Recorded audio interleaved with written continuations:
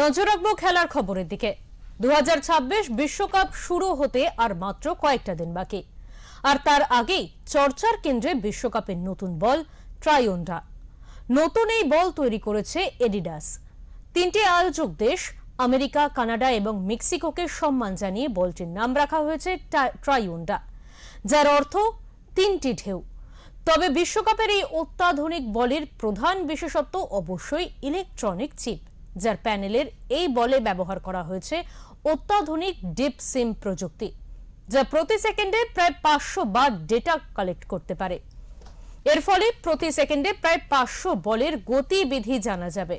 বলে লাগানো থাকবে 14 মিলিগ্রামের সেন্সর, এক চার্জে যা 6 ঘন্টা পর্যন্ত সক্রিয় থাকবে।